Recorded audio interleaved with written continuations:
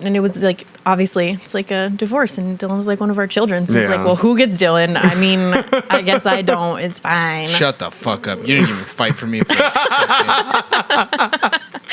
This bitch trying to get sympathy points right now. You didn't fight for me for a second. Not for one.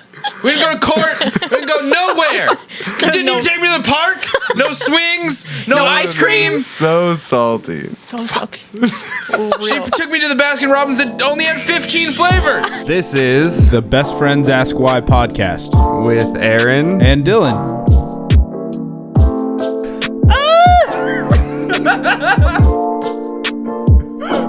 It's so tight.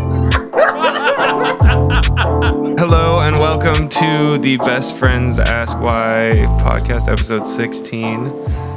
The baby mama episode. The baby mama.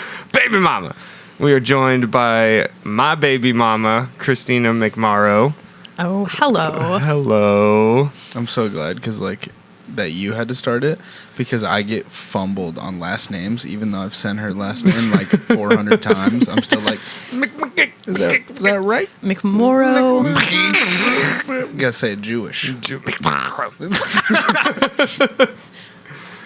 Oh, fuck. Yes, visiting from Arizona, which is depressing and shitty. So dry. It's so Phoenix dry. is shitty or this is shitty? Arizona. I don't okay. like Arizona. As a whole. I Yeah. don't like it. Sorry, I'm not just dusty being butthole. like, this is cute. I'm gonna be on my phone. I'm a big shot. I've got meetings. I was really excited for this episode. I posted on Instagram about it, but now I'm like, oh, fuck it. It's just whatever, bro. Shit. And we're back. Yes. But, so you and Gideon are in town. Gideon being the child. The child. The child. I built this with my seed. God. So you guys had to have sex to make that. Yeah. That's Yep. cool, right? At least once. Super dope. Just one time. Just one time. One and done, man. Get it done. Efficiency. Yes. God damn it. But I'm excited about this episode because our split and where we're at now, I feel like not a whole lot of people make it here. For sure not. Like, there's no... You mean people don't get divorced and then do a podcast together? Or even, say, oh, hey, what's up? How are you? How's And life? Not be like, I'm going to fucking gouge your eyes out. Are you doing the fucking grapefruit technique right now? No, that was... oh, my God. Have you ever seen that video? Have not. There's this big Oh, black lady. Jesus. She has a video on YouTube about how to suck dick better. Oh. And the grapefruit technique is you cut a hole in the center of the grapefruit and then you slide it over the dude's dick and then you move it. Slurp the It's kind of like juices. a sub puss on the Okay. base of the Okay. cock, and then Okay. she does the jaguar technique, which is the on the top to get extra slurpy, and then she just milks it out, But why were you watching videos about how to suck? I think it was Better. probably on a It was podcast. viral. Oh, okay, It's a okay. video. And that you went saw what I viral. did to this microphone a minute ago. For I sure. gotta train, Mad dude. skills. Mad skills. I just want to be as good at all the things. I'm a serial hobbyist. When in including doubt, blowjobs. when in doubt, the zombie apocalypse happens. I've made it good so far in 2.5 years. And then an God army damn it. ranger is like, dude, you're not getting out alive unless you suck this stick. I'm gonna jaguar that motherfucker. Me. I got this. I will save you. Oh fuck! Get behind me. Catch the This semen. is off to a really great start. Oh fuck! We gotta keep it light. True. Word. So we were together for what, 5-6 years? Because I left when Gideon was 5, right? 4. 4? 4. For show. It's 4. Okay. Because he's 11 now, right? Yeah, it's 7 years Yeah. since you got out of Okay. basic. I didn't just leave. I joined the army, so Yes. I don't want it to sound like I was You did like, not "Oh, abandon your child. Deuces. Bye. I gotta get 6 packs of cigarettes. Yeah. I'm going to be gone for a while. But so I left, joined the army, and I think we got married right before I left so that you guys would have the Bennies. Yeah, and I think our relationship was pretty much on the rocks before that. Perhaps getting married was a poor choice. Yeah, I mean, it was good for the benefits. This is true. But, yeah, That's why you get married. for the benefits. Yeah, Yeah. that's why me Always. and Chelsea are getting married, because she wants my insurance, Yeah, Yeah. and that tax break. That's definitely why I asked her. I was like, here, you need this. Yeah. I mean, it's not uncommon in the military that people just get married to get out of the fucking barracks. Yeah. So, I mean, we're not in the minority No. for sure. Doesn't mean it was a good choice. But No.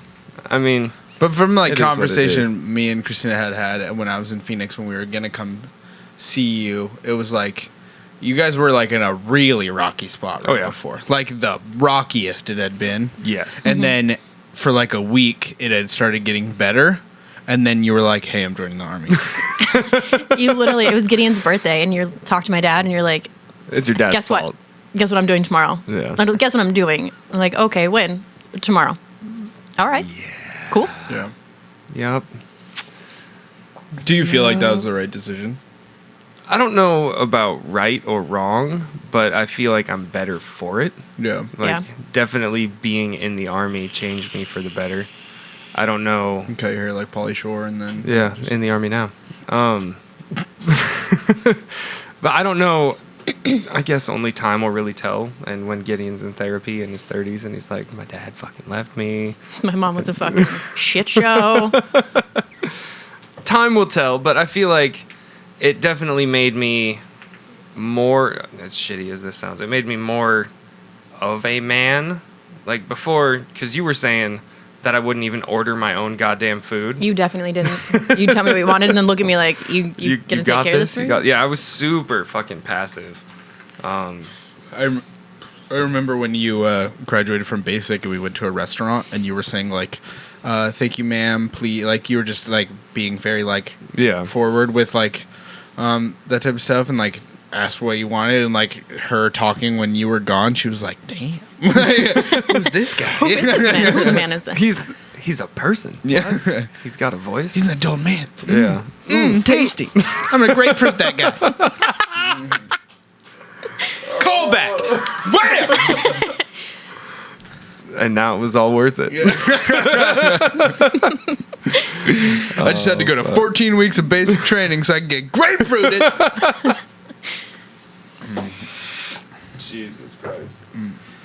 But yeah, I think joining the army, after all said and done, was for the best. Even though I had like super shitty experiences mentally being in the army, but Well, the thing about life is what's cool is like, hindsight is 20/20. But Yeah. like when you can look back at things through rose-colored glasses, there's like a lot of things that, even though they were started off as like really negative things, brought about like really positive things, and like they all have that dichotomy of the super negative thing that came as well. Yeah. But there's also like you going to the army and then you and Christina getting separated also gave Gideon the ability to like interact with somebody like Sean. Yeah. And so he got the ability to interact with another person who loves him as much as you love him. Yeah. So like that's cool because when he grows up, he gets to see like I think eventually he, like, I'm not saying he doesn't realize now, but when he grows up, he'll realize that like you loved him as much as you did like the whole time. Yeah. You just weren't in proximity. So it was like hard to be as but then there was someone he got to learn love from another person at the same time. And like then he realizes like that gives him a broader spectrum of realizing like in the same way that like my relationship with you guys gave me the ability to seek love outside of people who are immediately connected to me. Like he got to find another link to his chain, and that's like a cool thing, I feel like. more abundant love. Yeah. He's got like multiple families that love him. Yeah. Like, he's set. He's good. A little bit of therapy, he'll be fine. I feel like we all need it though. I mean, like it's when you're close to it, it's like, I mean, like it's even sucks for me because I like grew up close to him and I understand right that. Okay. And like that sucks. Like I wish Aaron could have been like around more, and it's possible that he could have. But I can't like. You have the ability to hold, like, you're probably the only person who would be warranted in holding, like, ill feelings, Towards him? Yeah. And that's kind of the process of this episode, is talking about those and like figuring out how those were either let go or those things that are held, you know. I'm I gonna still move hate him, these actually. so It's that we don't throw shit. No, I mean, there isn't really any ill feelings. Like, could you have been there more or been more involved? Sometimes, probably. But being someone who's gone through shit in my own life, and like knowing that you have to work through that to be a better person for the people that you love and the people that you're, responsible for, like, you needed to take time to figure out who you were and to work through your shit so you can be better for him. And if I was constantly pushing you and telling you, call more, do this, do that, you're being shitty, like, that's not going to help you. It's not going to help you be your best self for Gideon. I definitely went through my deadbeat dad phase for a little bit. There was a time, like... Hey, Christina, will you pull it a little bit more in front, just right in front of you? You don't have to move, just pull it. I feel like right after I got out of the Army is when shit was probably the worst. Because I remember there was one phone conversation where we were yelling at each other, and I was working on a roof in Seattle. And that was like a, oh, fuck, I need to do better moment. Is that when I told you to shit or get off the pot? Pretty much. Yeah. Like, he's getting old enough to where he's going to remember that you're being a dickhead. So, like... Get in or get the fuck out. Yeah. Which, I mean, I feel like there needs to be a push at some point, but constantly being on your case and, like, just letting it slip. Like, I knew that you needed to be a part of his life for him and for yourself. And so let you have your space, let you be a human being, figure out where you're going, what you're doing, who you are, but also don't forget that there's this human over here who kind of needs you. It's like a thing. Kind of likes you a little bit. Yeah. Wants some attention, maybe. Yeah. It was rough. I mean, because right after we had decided to get divorced, like, there was such a huge, like, mixed bag of feelings that I was dealing with. Like, one, being alone for the first time in, 5-6 years. As an adult, really. Yeah. And then being in a different state, being in the Army, not getting to see my kid, like, it was just a fucking shit show. And I feel like as a man, like, you never know, you're not the mom, so like you're automatically assumed to like not have control over the situation. Yeah. So how am I getting, like, you know me as a person, but like, am I going to be a dick? Am I going to say, fuck you, he's mine, you can't see him? Am I going to be cool about it? Like, you don't really know until you're in the situation. Yeah. So I'm sure that was probably stressful. Yeah, I mean, I knew that just from our conversation, like when we had finally decided to split, that you weren't going to like withhold the child. He's mine.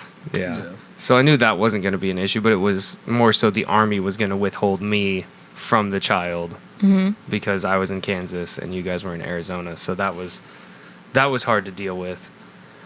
But through that whole thing, like, I've had multiple stages of growth. One was just basic training and going from like shy, meek little boy to actual man. And then, oh, Jesus Christ. That's a good one. It's from deep. Yeah. And then once we split, then there was like that downward spiral for a little bit. Lots of drinking because that's all there is to do in Kansas. Lots of feeling the feels. And then once I came out on the other side of that, I was in a much better place, I guess. Like, that was my introduction to forgiveness of both you, myself, just the situation. And I didn't realize it then, but it kind of formed my mindset on just relationships in general. Like, we're all just fucking people trying to find the best way to be happy. And like, you can't hold someone trying to find happiness against them. Like, you just need to be accepting that everyone has their own ways of trying to find it. And some people don't know how to do that without possibly hurting other people. That's not you. Whoa. But that's more so my most recent ex. Like, I don't know if she knew how to find her own happiness while still like handling someone else gently, I guess is the best way to put it. But yeah, there was a whole bunch of growth that happened because of this, and not only because of having a child. Like, that was the first stage of growth. Okay, we need to backpedal. We need backpedal. Yeah. That's some growth. The first time we talked about in the car, the first time you change a diaper, they shit up their back, into their hair, on their face. It's just And you- liquid green shit. War paint. Yeah. When you say fuck it, we have to take a shower because there's no way to get all of this off of you with wipes. Dylan, I don't know if you're having kids, but just you wait. It's so fun. I've been pretty involved with children. Oh, before, that's right. That kind of stuff. I'm as a dad as you can be without having children already, and like I think I'll be pretty hyped on all things sucky and cool. Like Yeah. I changed Gideon a shitload when That's true. I have 3 siblings. That's true. And my parents are a unique bunch. It's You're so diplomatic. well, they're gonna like listen to this, and I don't want them to like. My parents are martyrs. My parents are the kind of people who have, when they have feelings that they did something bad, they don't like be like, oh, I had that feeling, let me process it, and be like, okay. They go like, I'm shit. Yeah. And like a lot of people do that, and I don't want to like encourage them to do that because I don't think like it's just reality and things were a certain way. And luckily, I have the kind of glasses that I see those all as positive things Yeah. now that I'm past them.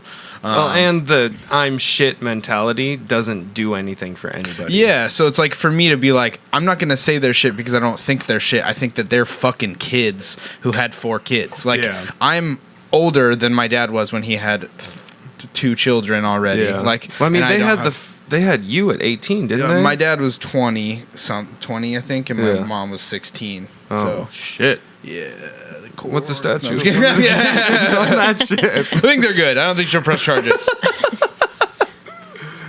Oh shit! Yeah. So I have a question actually. So with that, like, so there's that split, and there's like, but the thing is, you think about this, like, we're thinking about this in terms of like years of processing. You're going like, this year I felt this thing, and this year I felt this thing, and this year I was able to overcome those things and feel these things. But you were like, he was in a place that was distant. So he was in a place that like the processing of his emotions were like he wasn't feeling the emotions of multiple other people at a certain time. Whereas like you had a gravel, like a pile of gravel pile on top of you. Like you're dealing with your emotions of processing, like losing someone that you loved. And then you're also dealing with the emotions of like your child being without someone that they love and that they need. And, then you like eventually that goes into like you're processing these emotions while you're trying to learn how to interact with new possibly men or just friends in general.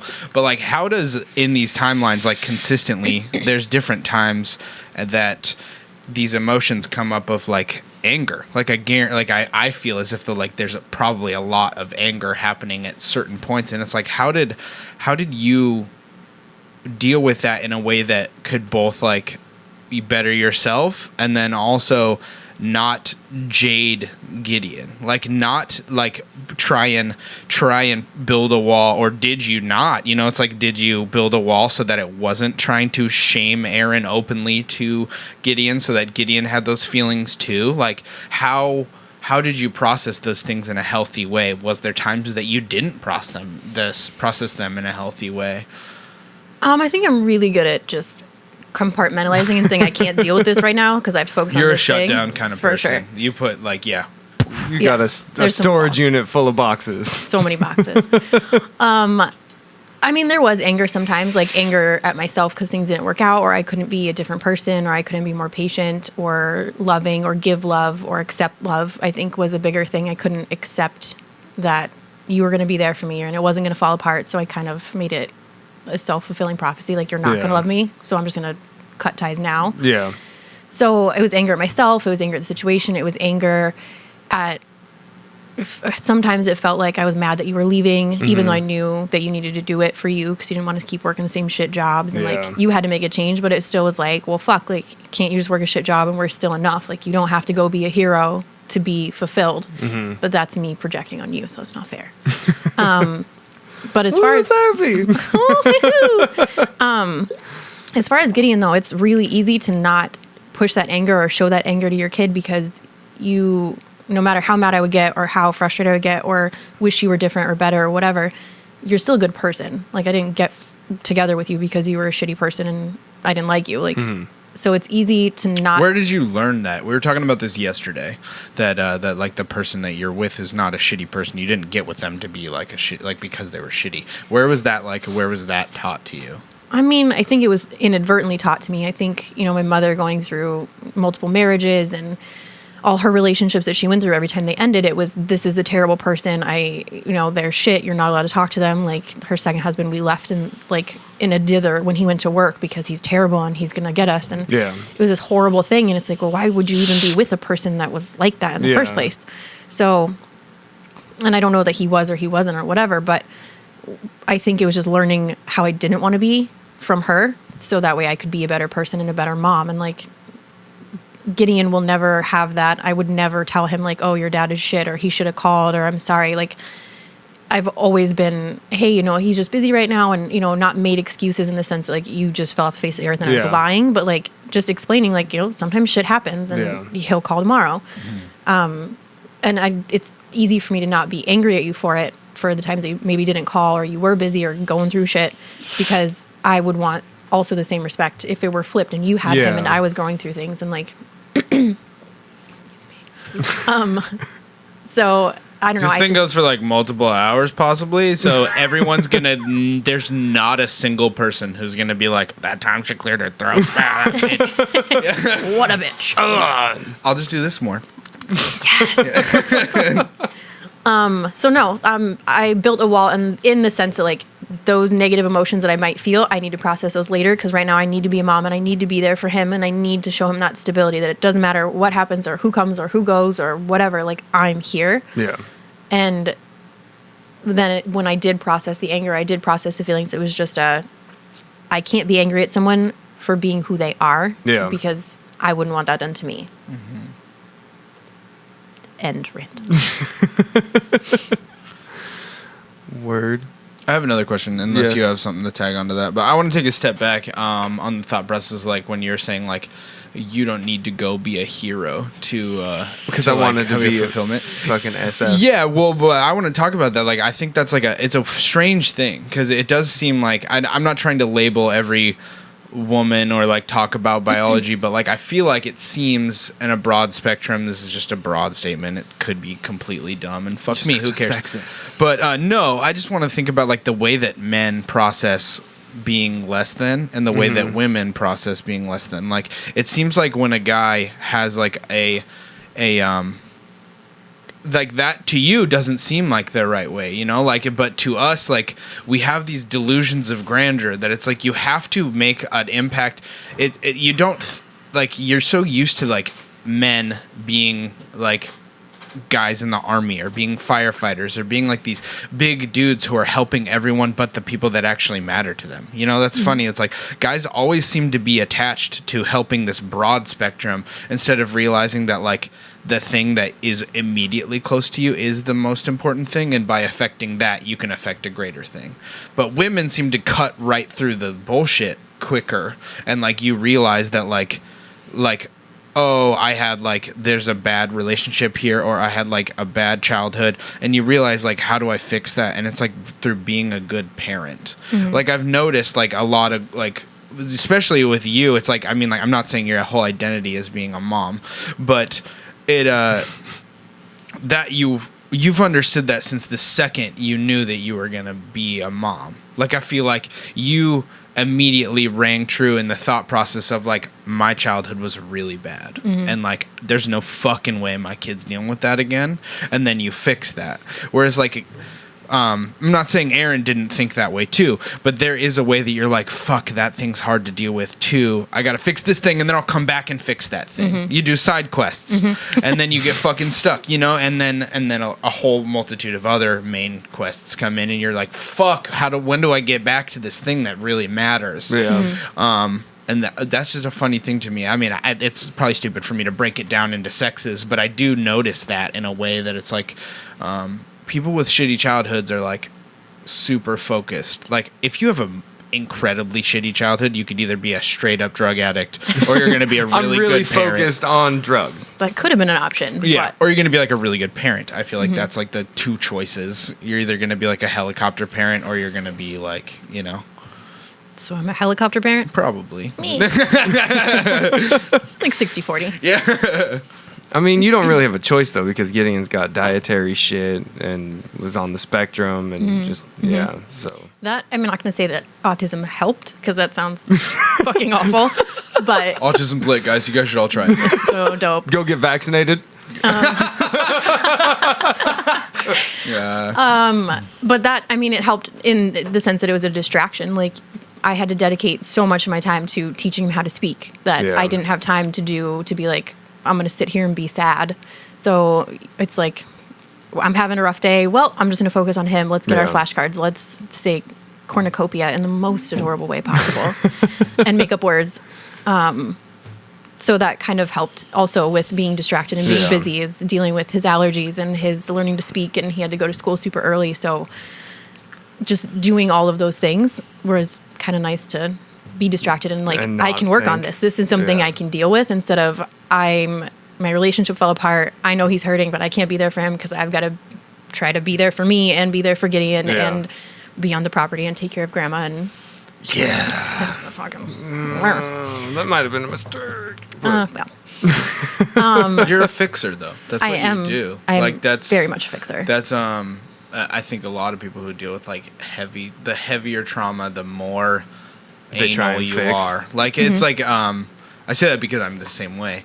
The way that like the darker that things are, the more that you feel like everyone's small things are those like spider webs that kind of attach to stuff and can take everything down, and so you just start like finding the smallest chain, and then you just start fixing that one, and then you just walk up the ladder, and then eventually it becomes this giant gravel pit that you're dealing with that has like two of the things are your own, you know. Well, I think it helps too, like when it's a control thing, like your life is in shambles, but you can find one little thing for one person that you care about and you can fix that for them or help them with that. And then it's like it boosts your value to yourself and your value to others. So you don't Yeah. feel like everything is absolute shit. You'd be like, well, I did this one thing and that made me feel good. So then you're ready to face the next thing that you can fix, and then maybe eventually work on some of your own shit. But in the meantime, But that's in the background. but in the meantime, it helps you to feel better to help other people. 'Cause Yeah. especially like if you feel like I can't do anything for myself, so if I help somebody else, I at least don't feel like a pile of dog shit. How much does like spending your time doing like physical maintenance on like other stuff guard you from doing like emotional maintenance on yourself? Not you specifically, but just in general. Like how much do you think that can like that's a possible negative? Like because I find that there's definitely times when I've have too much on my plate where it's like I don't get to process the things that need to be processed because like I don't get to go through grief of that relationship, I guess, for you guys, or deal with how I'm triggering people with my emotional processing or like stuff like that. Like how is that a negative, and can it be, and how has that affected you possibly? I mean, it for sure can be a negative if you never deal with your own shit, but I feel like for me at least it's good because I feel like I have a tendency to react really badly in situations. Something shitty will happen, I'll be like, fuck, this is terrible. Everything is terrible. It's awful. I'm just going to sit here for a minute. And having those distractions of like, well, I can't just sit here and wallow in my own self-pity because I need to do X, Y, and Z. It at least gives you time to come back when you can think more clearly about the situation and really analyze like, okay, is this absolute shit, or Is it just kind of shitty? is it just kind of shitty and I just need to process it and let it go? So I do think it can be negative if you never actually get around to dealing with your own shit, but I don't see how I could process all my own stuff if I didn't have those distractions. Because, Yeah. like I said, if I had to deal with everything with my initial reaction, I'd probably be a lot less happy Yeah. or balanced in the slightest way that I am. So it can be negative, but for me at least, it's good. Yeah. Yeah. Pause for a second. I'm fucking loving this. This is so goddamn fun. Like, even though everything so far has been super So like dreary. dark and like deep, I'm hoping we can go worse. Like, honestly, like, I have like 7 years of fucking withdrawal from this shit. I used to have conversations with you about the dark. You're one of the only people in my life who's connected on the same wavelength that I have, where it's like, let's go as fucking deep into this hole as we can go. And then people, every other person will go like to a point and they're like, Dylan, deal with your shit. But you're like, let's fucking talk about it forever. Like that's it's my favorite, dude. It's like it's the funnest way to process things because you're like you're in this like primal enjoyment, which is socializing with humans. I feel like it's the most important thing that we do on this planet, I think. And but it's so nice to be doing this again. Yeah. So Dylan's lit right now, dude. Lit as fuck. I like people probably watching on camera. You can't see because I'm turned this way, but I'm just like. But really, I'm like, this is tight. Solid, dude. It's good. The deep dives are good because I feel like there's no fear. Like, obviously, you're my baby daddy, and it feels a little awkward sometimes. It did before, not so much now. But even just in you being here for a little bit, I can feel lots of insecurities off both of you guys. Like I can feel his like not wanting to be like triggering by saying something, or he's like nervous to like really speak his mind. I think like as time goes on in this podcast, he'll get more open after like 30 minutes. But even I'm also trying to find a way to like ease into it. I don't want to be like bam for fucking deep shit. But then also like she's like, I don't know if it's awkward that I'm staying at the same place as you guys, and she's like, I don't want to be in a position like getting rides from you. And I'm just like, for me, it's weird because for me, I didn't have to deal with all that bullshit, that huge bullshit of an 11-year-old child. Total bullshit. Fucking kids are bullshit. He's the worst. It's fine. Yeah. But for me, it's like I'm so stoked to like. I guess it helps that I try to be like a forgiving person in a way that it's like not that I don't even get to the point where I hold grudges to people about things. I try to at least. And so like for me, like to have my best friend just be back, like not to say like we're like back to being like, oh my god, let's text every day, this is so sick. But like to be able to like talk to you again, just to be able to like the idea of hear you were listening to the podcast like a couple months ago, I was like, wow, that's really cool. And then to be like, oh, you're being here, and then you request that I come to pick you guys up, I was like, oh, I'm done. Like all of the bad feelings of everything are just completely gone. I'm like, really I'm just, upset. Now that you brought that up, I'm really upset that I missed the nickname in the introduction. My Christina Buzz Lightyear McMorrow. Oh, yeah. There is an Easter egg in a past episode about this inside joke. Let's see if you catch it. Hit us in the comments if you know what we're talking about. Buzz. It's pink and lots of fun. Oh, God, I'm blushing. Hail? Pulsing. Back to our conversation. God damn it. Yeah, so I mean, like you had a multitude of questions of things that you kind of wanted to touch on, and we can get through those. I mean, like I'm sure those will bring us to other tangents and stuff like that. But there's a lot of things that you kind of wanted to touch on. I don't know if you just got rid of all of it already, but I feel like we kind of fucked up because I've been driving you around all the talking, and so a lot of the shit that I was like, oh hey, this is cool, we should talk about this. It's already been talked about. That's cool. You know, without you as a co-host, which fucking blows. But yeah, I don't know what was some good conversation points that we had. Do you remember anything? It's all a blur. Yeah. I don't know. I mean, I feel like we're in a good spot because we can talk about, like, I can ask you, like, hey, are you seeing anybody? Like, how's that going for you? How's it's also been fucking how many years? For sure, it's been 7. But I mean, I feel like there's people who can't even do that after 10 years. Like, true. Hey, how are you? How's your life? Are you dating? Like, are you happy? Yeah. Like, I feel like those questions are awkward for people who've been separated for 10, 20 years. Like, are your parents going to go, hey, how's your dating life? I don't even think they're ever going to talk again. Like, so, I mean, it's not awkward. Like, I wasn't like, oh, I wonder what he's going to say. But, like, yeah. Like I was going to say before, like, there's no fear. Like, I don't have a fear of what you're going to ask me because I know that, like, I can be honest. And, I mean, I might offend you. You might offend me. But, like, at the end of the day, like, we still have to interact, coexist in a way that, like, we're not going to be shitty to each other. So, yeah, and I don't go all in. We never had, like, animosity. Like, no. Initially, I did. After the split, I was like... So, like, what, can we just kind of pause you for a second, because, like, those feelings can be processed through after this thought, not to be like, I'm not gonna, we talked about this yesterday, that I do the thing where I just go completely off base, but I'm gonna, like, the end of her answer will bring you back to those feelings. But like, what is the lead up of being in the relationship? So like, you're in the relationship, there's rocky stuff going on, and then like Aaron distanced himself. Like, what leads to the decision of being like, I know that I'm not gonna like come live on an army base? That was decided like, before I even left. Yeah, but Like- still, like, there's the finale those of minutes, the- yeah. like those minutes matter of figuring out that being like, okay, this is over. I feel like I feel like we both knew that we weren't happy Yeah. when well before you left. Before we weren't happy, you weren't happy. You moved to Arizona. Neither of us were happy there. Yeah. And I think after you left and like being just me and Gideon and realizing that I was happier, him and I, than I was us three together.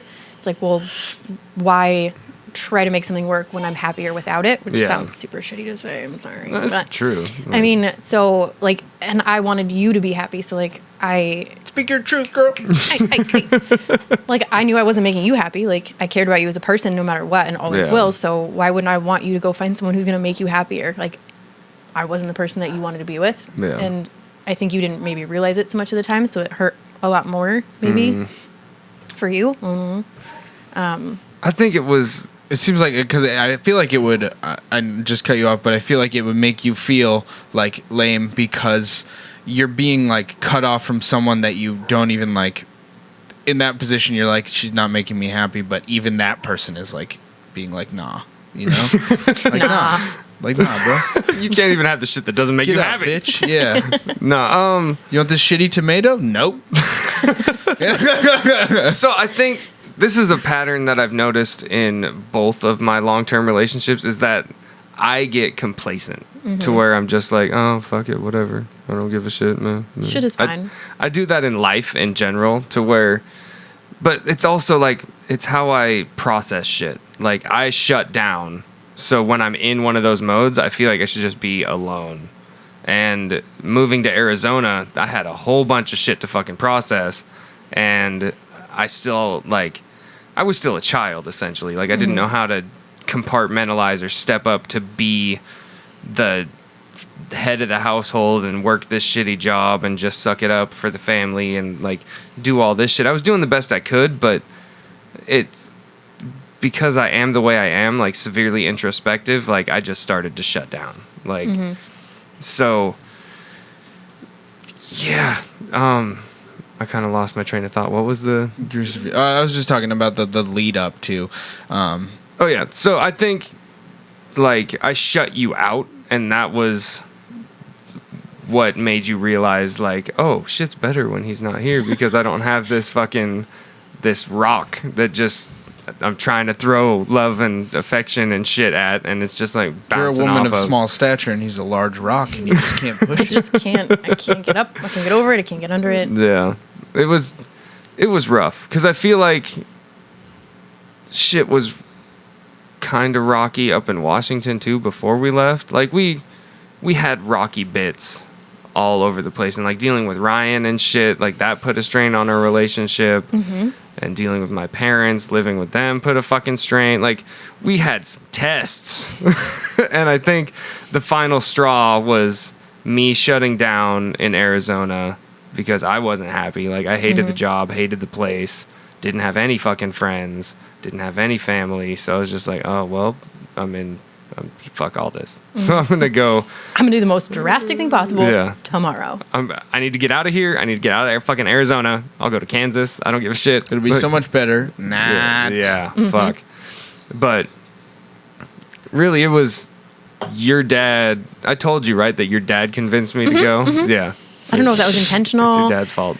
I don't know if that was Christina his doesn't goal. speak to her phone. No, is that real? No, No. that was a joke. Okay. I was like really worried that was also true, and then that would be like that would stop the podcast. You'd be like, "Don't fucking talk about that, you piece of shit." No, be cool. Be cool. Okay. Yeah. Your dad said that his one regret is that he never served in the military. And I was like, oh, done. I'm going. I'm going I'm going to tomorrow. fucking do it. Today. Mainly, I was just going to like gather information. They're like, "Oh yeah, we can totally get you in. Let's do it tomorrow. They're fucking Let's smart. fucking go." That's They how know they do how to it. get It's you. like Everest Yeah. College. Yep. I'm just here to learn about what your They program pull is. out the grapefruit, and you're You're done. fucking in, dude. Yeah. Yeah. I saw your recruiting officer. I hope not. He got those big lips, though. I had 2 recruiting officers because one of them had an autistic kid. So one Oh, was that's thumb in your right. ass, and then the other one. Yeah, it was then the other one had Sergeant First Class Rademacher and Staff Sergeant Wade. I Get a still new last remember. name, Rademacher. For sure, get a new last name. Yeah. Yeah, recruiters know what the fuck they're doing. They're smart. They They don't almost fuck got me, around. too. They almost got me. Yeah, I almost got you too. I was like, hey, what's up? You want You want to do this? You want to do this? Yeah, Like, come join? Let's do it. It's super dope. I didn't realize I'm way smarter than you. I didn't do that. I mean, and it's not to say that the decision was easy. Like, I was like, oh, I'm happy. I'm just going to end this. Like, there was a lot of guilt and a lot of, I'm gonna fucking party. Get out here, bitch. right? It was hard because, like, your family tended to be a little much sometimes, but, like, it was still family to me. That was the only mom I had around when I was pregnant. So, Yeah. I thank her for that. But, and it was like, obviously, it's like a divorce, and Dylan was like one of our children. So it's Yeah. like, well, who gets Dylan? I mean, I guess I don't. It's fine. Shut the fuck up. You didn't even fight for me for a second. This bitch trying to get sympathy points right now. You didn't fight for me for a second. Not for one. We didn't go to court. We didn't go nowhere. You didn't even take me to the park. No swings. No ice cream. So salty. So salty. She took me to the Baskin Robbins that only had 15 flavors. That's bullshit. Oh, fuck. Oh, dear Lord. I So don't know what we were talking about. I don't want to make the decision. It sounded like the decision was easy, and I was just like, well, bye. Yeah. But I mean, at a certain point, it does get that way, though. Like, yeah, once you feel the feelings and you're like, oh, shit, it's dope to have my mind made up. And not the worst possible place to be is in that I don't know what to fucking do stage. Because with my last relationship, that's what, like, there was a solid 5 months of that. He was And it so was deep in it that when I was torment. pushing him to the other side, he still was stuck in it. I'm gonna stay right here. This is I'm good. strong as fuck. No, I'm kidding. Look at Yeah, so there's definitely some liberation in just committing and being like, fuck it, whatever, Geronimo, like, we're doing one way or the other. Because that limbo shit is torture. Didn't make it any easier saying it to you over Oh, the yeah. phone while you're in the military Yeah. alone. Well, you have friends, but like, Well, at that point, I remember it was cold and dark and storming, and I was in an apartment building. You made winter for him? You did this? I've been dealing with this fuck for like 4 months now. No, winter happened way before that. But, and I was in an apartment with no furniture. I didn't have a bed. this is the saddest story I've I ever was heard. sleeping Fucking with my okay. army gear. Like, I had my blow-up air mattress thing that you pack in your rucksack, Were and you then my in sleep MIT system. at this point? MIT? AIT. AIT, my bad. You were at MIT? I wish I went to MIT. You run Boston Dynamics? No, I was at Fort Riley. I was at my unit, living in a shitty fucking apartment.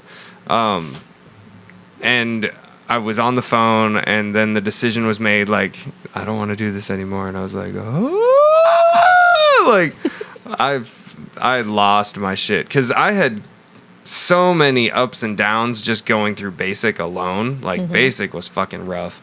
And then finally getting to my unit and being like, oh, I can't convince her to come to Kansas. Because that was, like, my whole thought process. Like, she said she's not... I'm gonna get it. She's not moving to whatever base I go to. That's what she says. But as soon as I get through, then I'll be like, oh, what? It's just you guys are coming. You're coming to where I'm at. But once it all like became real, I was like, fuck. And then I was alone. Like, that was weird as fuck for me. Because not to like downplay your shit, because you were alone with a kid, so obviously. But I like harder. my You had a grandma right support there. Yeah, system, like Yeah. there was people.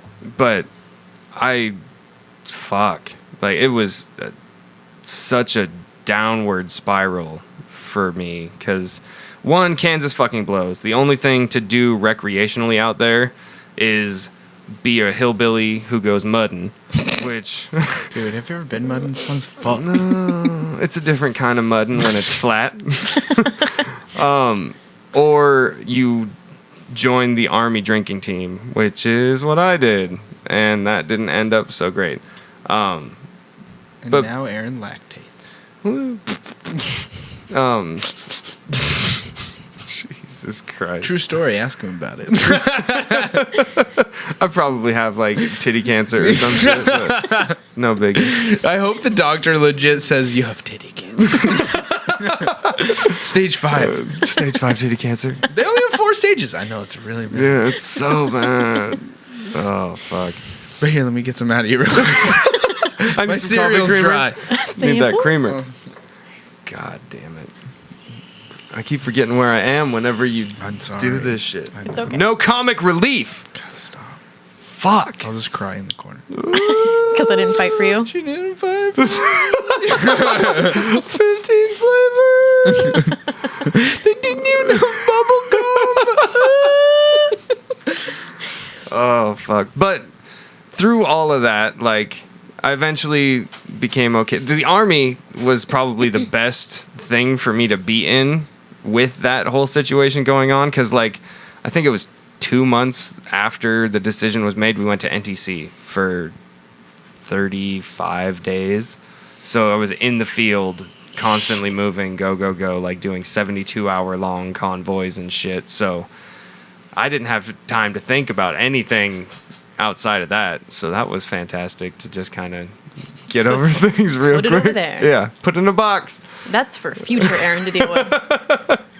Yeah, and I don't think I, like, fully got to be okay with shit until I went down to Arizona and stayed with you guys. I think that's when everything was like, oh, okay, I'm good. Shit's fine. Mm-hmm. But I don't remember what the timeline was from there to there. It was like a year, maybe I think so. 2, some shit. But I hadn't seen Gideon in like a fucking year.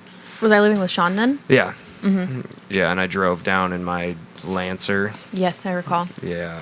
Was that weird staying in that house? Not really. Like, because I had done these mental gymnastics to where I was thankful for Sean. Mm-hmm. Like, thankful that someone was there to help and someone was willing How to... long did that take? How long did that, like... It happened fairly quickly. Because, like, I was pissed at first because How dare you? we were all friends at a certain point. Like, I guess we weren't friends, but he was in the same friend circle, like with Philip and Alex and them. Sage. And we all hung out, and I remember seeing him, and I was like, oh, you fucking snake, you piece of shit. Like, ooh, you Jodie Foster looking motherfucker. Like, I was super pissed for a little bit. I think we used to call him like something like a fat lesbian or something like that for a little while. Just out of sheer Sean, anger. if you hear this, I was salty as fuck for a little bit. We appreciate the shit out of you.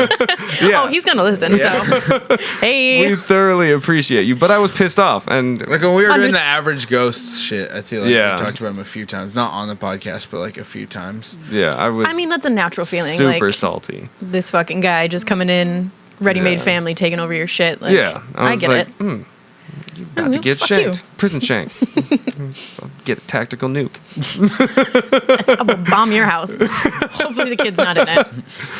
But yeah, I was super salty for a little bit, and then I think just like coming to terms with basically he was giving Gideon what I had, to where I didn't have a father essentially, and then my dad stepped in, the guy that I consider my dad stepped in and showed me what it was to have masculine traits and do masculine things. I was like, oh shit, this is dope, thanks. Like, so I was And just, he wasn't a piece of shit, Yeah. so that's good. yeah, and I was just thankful for the fact that, and still am, that he was there for Gideon at a time that I wasn't. Like a year later, Like a solid year. it took a solid year, and even after that visit, I was like, fucking Jodie Foster, piece of shit. I still had, and the reason I went to Jodie Foster is because in the Army, there's a term for the person who steals your lady, and it's Jody. Jody's the guy at home fucking your wife. Like that, So it's a whole thing. oh yeah, it's not just Jody's the a Army. thing, It's yeah. like military wide. Like there's songs about it and shit. Like when you're running, like blah blah blah, Jody. Like yeah, Oh, shit. it's a real deal. So that's why Sean got my nickname of Jodie Foster. No offense, but it's just it is what it is. I'm sure if the situation were reversed and he was you and you were him, he would. There'd be some. There's just animosity some feels. because it's like it's a shitty fucking situation. And it's just how you process shit is being mad for a little bit. Like that's one of the stages of grief is just anger. But yeah, eventually I got over it and was thankful and still am. And it taught me, like I was saying earlier, that forgiveness shit. And I eventually, like just recently, learned to forgive myself for all of it. Like that's the thing I've been working on the most lately is self-forgiveness. Because I find it really easy to forgive other people now, unless I just don't like them. Then I'm like, Yeah, fuck. I'm not even going to waste the time to forgive you. I'm just going to forget about you. Maxi pads. Yeah. Forget you, Maxi pad. But I was able to start to forgive myself, and it's been life-changing. Forgive yourself for leaving, for not being there, for being shitty, like after the army, as far as like the hit or miss communication and just the lack thereof completely for a little bit, and just being gentle with myself as far as like, oh, you can try again, just fucking don't stop trying. Like, and forgive yourself for all the failed attempts leading up to now, because before I would get shit-faced drunk and have like rage blackouts where I'd like throw my shirt off in the middle of downtown Aggieville in Kansas and take off running. Like that was my go-to move in the army. Like my friends would be like, "Oh fuck," and I'd take off. There was one time we were in Junction City. I just don't think Aaron's got his calories for today. We'd take off. We were in Junction City.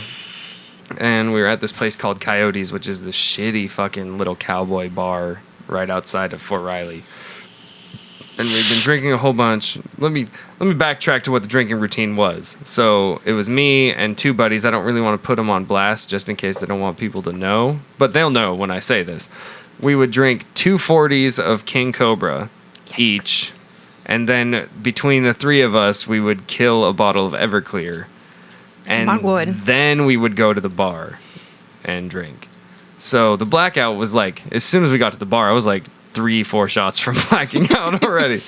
But there was one time, one of my buddies was on crutches. And I thought you were about to say crack. One of my buddies was on crack. No, one of my buddies was on crutches because he had broken his ankle the weekend before by stepping off a curb wrong or some dumb shit. It's a lame story. Yeah. Pussy. Yeah. But he was on crutches, and like a switch just gets flipped when I black out. Like I'll be like happy, like, woo, yeah, woohoo. And then all of a sudden it's rage, like out of nowhere. And they were trying to stop me, like, oh, hey, chill out, calm down, everything's fine. And I fucking pushed the dude over who was on crutches. I was like, get the fuck out of my way. He broke his other ankle. No, he didn't. And I threw my shirt off and took off. And so I've got a couple of other buddies trying to chase me. I duck into this alley and climb up onto this roof and like hide there and wait for them to go away. And then I see them in cars, like driving around, trying to find me. So I duck behind schools and shit, like and bushes. 4 stars GTA. Yeah, pretty much. Now. That's what it felt like. That's what it felt like. But in reality, they had just gone home. Yeah. And told the gate people at Fort Riley, like, hey, if you see this dude, call us. We'll come down and get him. But so I was hiding and ducking and all this shit, like trying not to be seen by anybody. And I make it. So Fort Riley's got a moat. Essentially, like there's a river that runs around it, and there's a bridge that goes over. And I get to the edge of the river, and I take my shoes off and tie the laces together and put them around my neck, and put my phone and my wallet and shit in the shoes, and I'm getting ready to like ford the river. Like I'm gonna go across the river. You shall not stop me. And I'm gonna sneak onto the base, like jump over the fence, not go through the designated gate area. Which is a horrible fucking idea. That is the most walk of shame I've ever heard. But at the last second, like I'm up to my ankles in the river, and I'm like, I could get shot or arrested for trying to sneak onto a military installation, even though I had my ID. Like, yeah, that's the wrong fucking answer. So then I go back and walk to the gate. They see me. I don't have any shirt on. Are your shoes still around your neck at this Yeah, point? my shoes are still around my Excellent. neck. I didn't fix that. And so they call my friends and they come down, and it was just this like shameful ride back to the barracks. So that was my drunk story. But after that, there were more, lots and lots and lots more of rage episodes and like I want to die and kill myself shit.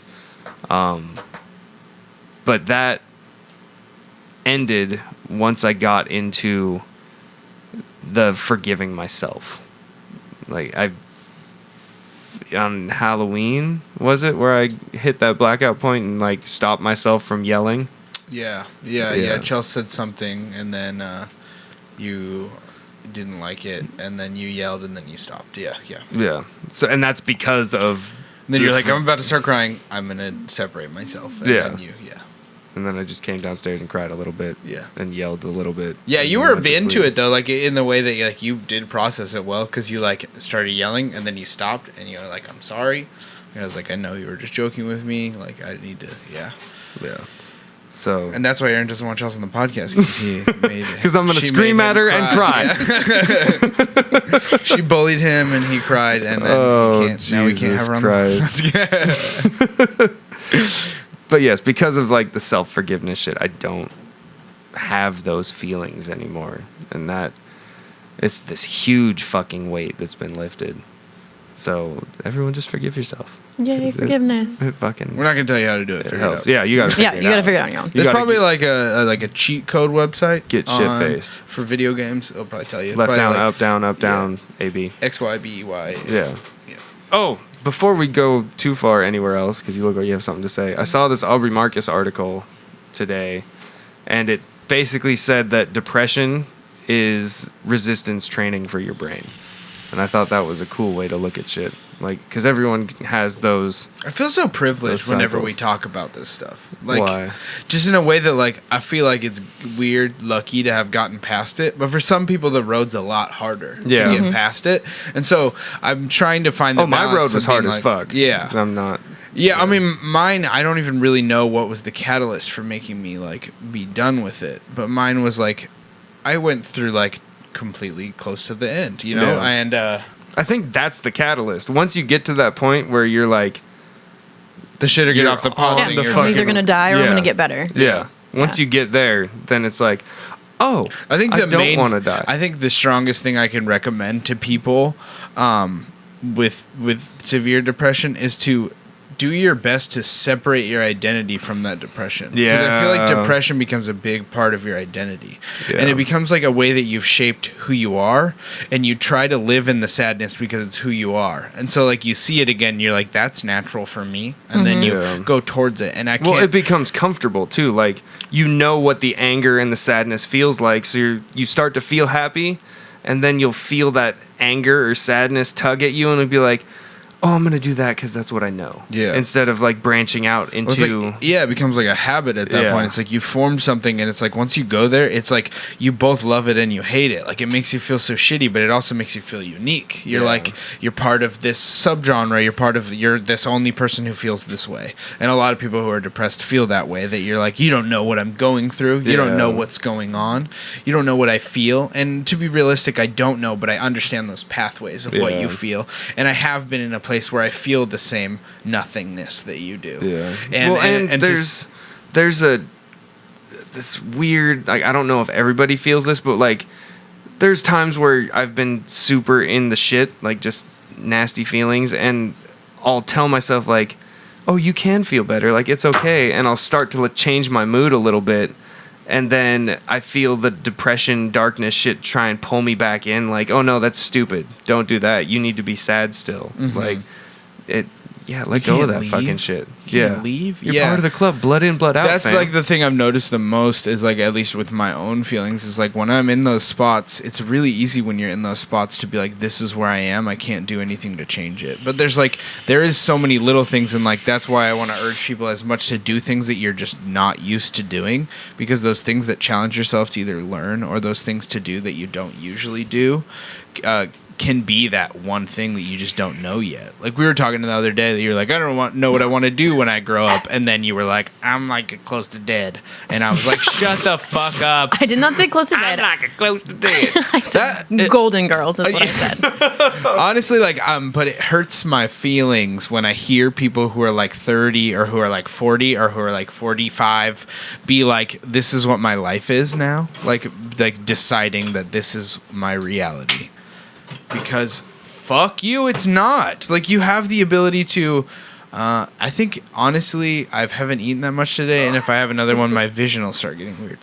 So but like, if you want to do something, you have everything at your hands to do it. And I'm not saying like you're being not motivated, because you are a heavily motivated person, and like you will find that thing eventually, and then I hope when you find whatever that thing is, you just go towards it as hard as you fucking can.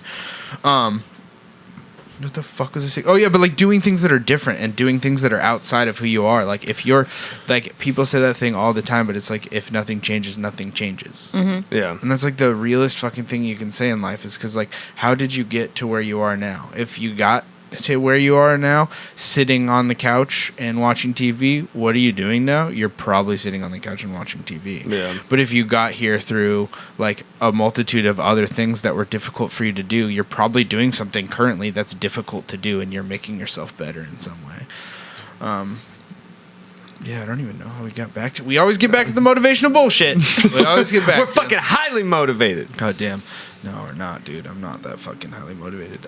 You've been motivated with projects and Yeah. shit lately. Yeah. And obsessed with your car. They're like distraction stuff. Yeah, I mean, I do that all the time, though. It's like I get distracted with, instead of real life, I just go like, I'll do this thing. Like, this is the thing that I'm doing today. And then instead of just like, sometimes it is okay for me to just sit on the couch and watch TV. Yeah. But most of the time I don't do that, because I'm just like, no, I'm in that brain spot where I'm like, I gotta do something different. And then I get obsessed with that thing that's different. And then once I'm done doing it, I'm like, why did I do that? I could have done the thing that wasn't different, but the thing that's making me better. Like working out. I could have spent all the time I've been spent like polishing my car, which I'm probably still gonna do that shit. But like, I could have spent it in the gym, like in getting better and like getting closer to my goal of that thing that I know that matters to me. Because I know how like the fitter I am, the better I feel about myself, the more like full me I feel. And the fullest me is what's going to bring the best to whoever's listening to this or watching this, is like the best version of myself. Yeah.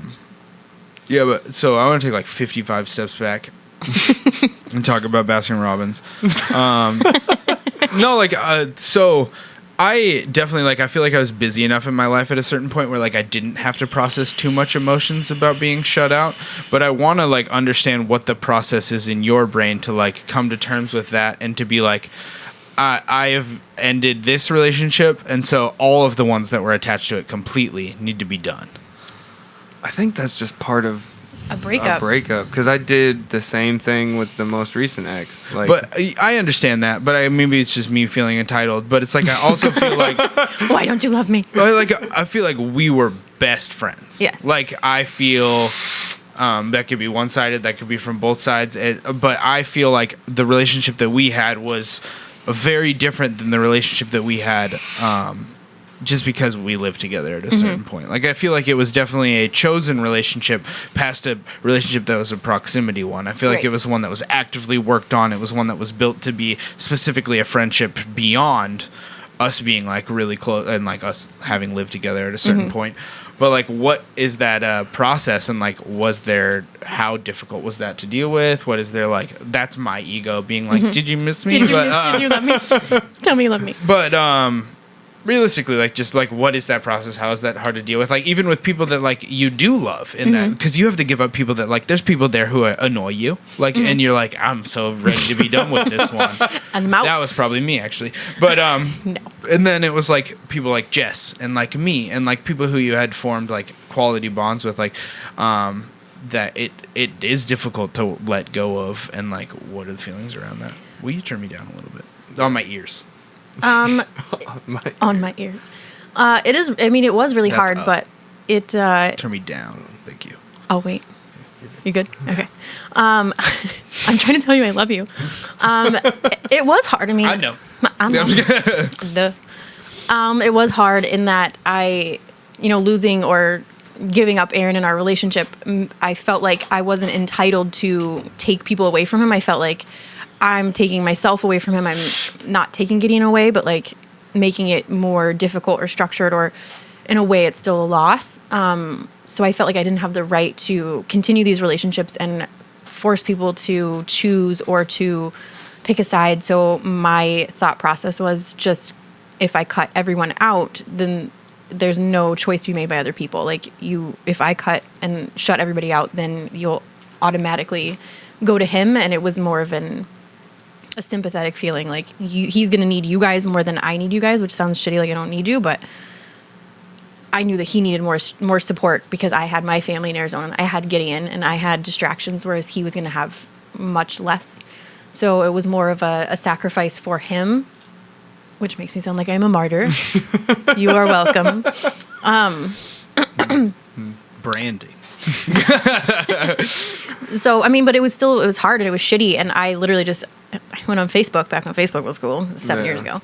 And I literally just unfriended everybody. Like, you don't need to know what I'm doing. You don't need to. And I mean, because I got calls from your mom all the time. Like, if you think I didn't just type in your Instagram name all the fucking time, what you doing? Creeping. Like your mom would call, what's going on? Yeah. Like your dad called like once or twice, like, hey, like, how's it going? Like, what the fuck are you guys doing? This is ridiculous. And like the guilt trips and you guys gonna work on things. Like, what happened? What's wrong? And like, it's hard because there wasn't even anything really to say, like, well, this is the thing. Cause like, it was just time. You didn't fucking beat me. You didn't fucking, you weren't an alcoholic. You didn't like cheat on me. Like, there was no specific thing that's like unfixable really in other people's eyes. So I think I just said, fuck it, and closed the door to everybody. And then kind of maybe assumed that like, I'm going to text Dylan one day and be like, hey, just so you know, I'm really sorry that I shut you out. Like I had to process my own shit and I knew he needed you more than I did. So I'm sorry, but that time just didn't ever really come. Cause I feel like at a certain point it just gets awkward and like, I'm like, well, too much time has passed. And feel like you would, and I felt like there would probably be some kind of feelings or animosity or negativity, like, fuck you for shutting me out. Like we were friends and you just ghosted me. Yeah.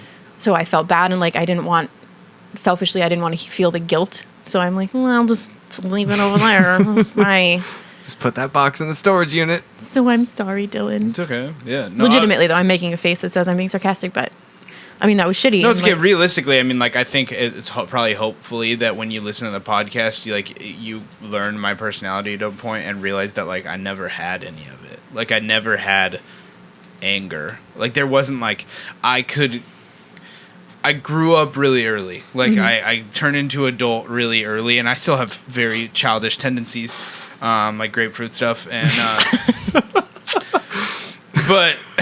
I'll just be over here with my grapefruit. Yeah. But there wasn't that thing. Like, it's like, I kind of learned that, like, I'd rather just love everything than hate anything. Like, and so, like, realizing, like, oh, that sucks. But, like, I felt so profitable still in that transaction.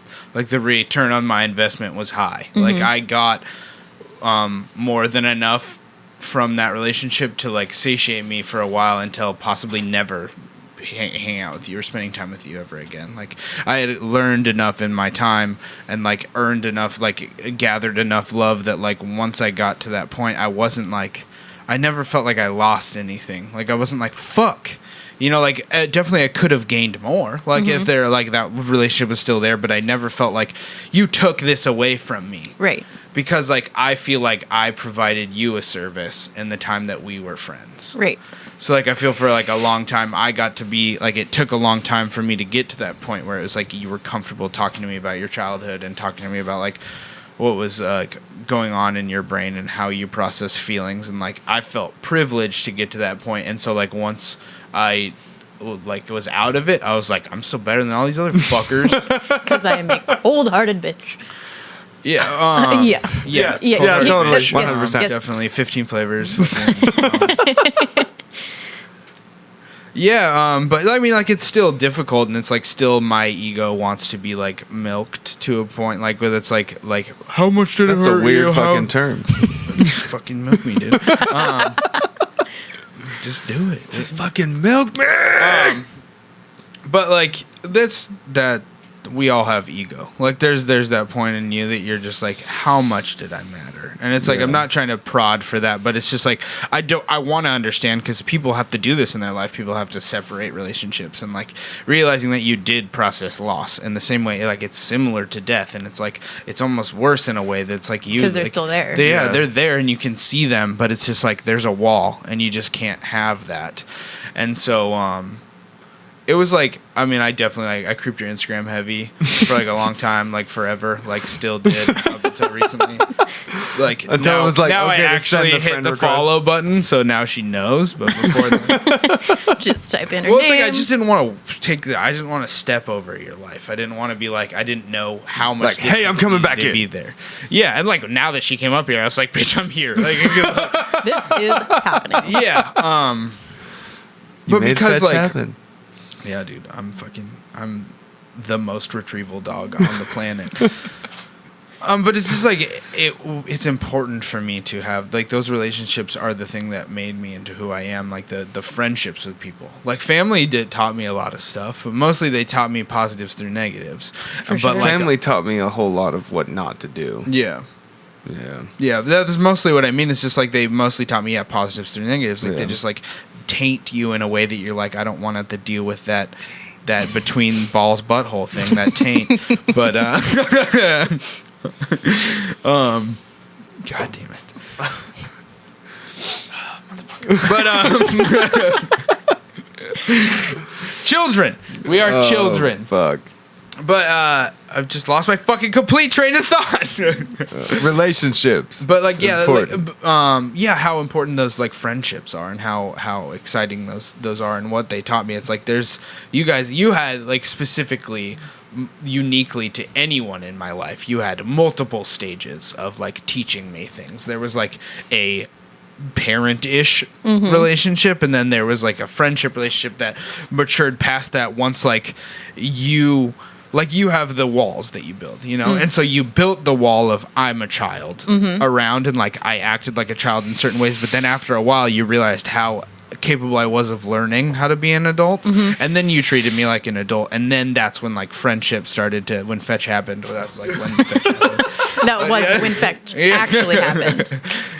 But that was like an exciting thing. Like, what are those markers that like enabled that difference? Like, what was For the walls to to be slowly like, crumble? okay, I guess I'll hang out with this motherfucker. Like, I think that's just time. Isn't for it? sure it's time. I'm big on my love language is acts of service, but like I accept love in the form of just being there and being a presence, and not Oh, so me joining the army was like a big old fuck you. giant fuck you. And like the consistency, like I need to be continually shown like I'm not going anywhere. Yeah. That's that whole abandonment issue creeping in. dude, so I'm like a perfect friend for you. Yes. No, it's just constantly being there and being a presence and being involved and listening and being accepting and not judging and being a good person and not wavering from that. Because the second somebody shows that level of like, I may not stay, then I have to like, I instantly, it's a disconnect. Like, you're not going to stay, fuck off. Like, it happened with you. It happened, that feeling with Sean. Is he going to stay? Is he not going to stay? Am I good enough? Am I not good enough? Once those feelings creep in, I'm out. Like, I can't. Those are really hard feelings to come back from. So even like talking to you again, like, well, is this going to be like a friendship reblossomed? Is this just like a short time thing? Like, No, it's for life. Oh, it's for life. You can't blood in, you blood can't out, get like rid you of said. Dude, I shut her down quick. Goodbye. I sent her like a long text just after she started listening to the podcast, and like a big. I do the sappy text to everyone. Yeah. Like I text you on my friends' birthdays. I do it. Like some of them I do it publicly. Some of them I send them just texts. I do it after I hang out with people. But it's like there's it's so important to me, like the people that I know, and so. Yeah, I guess I was just like that, like, like the door opened and then just floodgates. Hello, I'm here. I didn't, and the thing is, Niagara like, Falls. luckily I have the personality that just fits that key that you're talking about. Is like, I didn't know, like, I don't know that you're like, that it was like, how do I get past abandonment issues? It was just like, that's just how I am. And in a way, you guys made that way, just because, like, you guys were like that Moses was floating down the river. I'm fucking Moses. I parted the Red Sea, and then you guys were the people that picked me in my basket up. Baby basket. Yeah. Yeah. I gotta piss. Go pee. I feel bad leaving in like the lull of the conversation. No, Just this is- being like, Bye, Felicia. The lulls that happen when you go, yeah. Yeah. So I gotta piss. That's what, I know I do that a lot. that's how you lull, is by telling people you have to go pee instead of just disappearing and we'll just keep talking. Well, I felt like I had to say something because there was a You're good, giant dude. fucking pause, and I was like, okay, well. No, it's fine. I'm sure I'll come up with more bullshit I'm to sure talk you will, about. too. Yeah, just milk Grapefruit. I got grapefruit and milking and fucking Baskin Robbins and all Mouth that sounds. stuff, man. Yeah, I mean it's exciting. I mean, like, is that I don't want to like I hope that like rekindling friendship doesn't come in the way that you're like, God, no, I gotta take care of this fucking guy, you know? No, and I feel like when we like when I would look at your Instagram and like see all these things that you're doing in your life, and like I said in the message back to you, like I'm so proud of who you've become. Like I don't feel like your mother, but I feel like I mothered you in a way. Like I'm super proud of who you've become and all the things you've accomplished, and you've become a full-grown human being who's awesome. So I'm proud of you, and I don't know, you're just great. Thank you. That's all I got. Appreciate it. Bye. Keep going, please. Please, can you continue stroking my ego? But no, I don't feel like I have to take care of you. I don't feel like I need to. It's like, oh, fucking Christ. Okay, here we go. Yeah, No, I'm excited about it. yeah. It's pretty We're fucking doing it. sweet. You're in. Squad. Squad. Nice, you gotta come back. Oh, the Mexican food is calling my I'll name. take you tacos finas right after this. All right, we got to do it. I'm so full from pizza. Please don't. Yeah, Explode. I was about to be like, I'm so full from, and then I was like, I haven't eaten in like 6 hours. So. Not true. You ate cupcakes. But was that that, was 6 at hours ago? 12:30. What time is it now? It's probably about 6 hours. It's 7:54. So yeah, shit. It's been a while. Do you want another cupcake? I have one. No fucking thank you. I felt like dog shit after that, man. Like it kicked me. I haven't been. My body processes carbs pretty good. I've noticed like throughout the keto thing, like even when I go off, which has only been like Even when he under eats 10 times. cauliflower fucking crust that. Fuck you, Mod. God damn it. Still mad. Full carbs. Dude, so He's gonna be mad. I'll till never the day he forgive them. dies. That's He's the gonna be only- on his fucking deathbed. Fuck mod pizza. if they would have like be friends with me before, then maybe I would have like forgave really easily. I have a question. Yes. How different is it for you seeing Gideon when you do? It's time passes. Is it super fucking weird to like see his stages be so dramatic? Because for me, they're gradual and he changes. He changes every single day, but like they're not so drastic for me. So is it? Not really, because he's still a kid. I think it'll be weird when he goes from being a kid to all of a sudden he's got a job and shit. Yeah. But hopefully I can drag your guys' asses back up to Washington before that happens. He was No. just talking about that. The Mexican food. I can't leave it. I, Oh, can't. shut the fuck up. My friendship is so much better than fucking Mexican food. I don't. My friendship is way better in person than it is on the fucking phone, too. Jesus Christ. But no, from the early... No, because I've kind of seen him enough sporadically in the stages to where he kind of... I don't know, he's maintained this steady cycle, and you've been really good about sharing milestones and shit as they happen. So it's like, oh, I'll just pick up where we left off. Like, it's not super hard. And then eventually I got better about, like, actually making contact with him very often. Even though lately he's been kind of shitty, but... I mean, we don't have a PlayStation, so. Yeah, it's And he whatever. loathes talking on the phone. Yeah. Not a good phone talker. Just got to get a Switch. We got to get a Switch. In. It's a podcast Or Switch. just buy It's a him a business expense. PlayStation. Super Smash Bros. Yeah. I want to Switch anyway because I want to play Zelda, but that's neither here nor there. Yeah.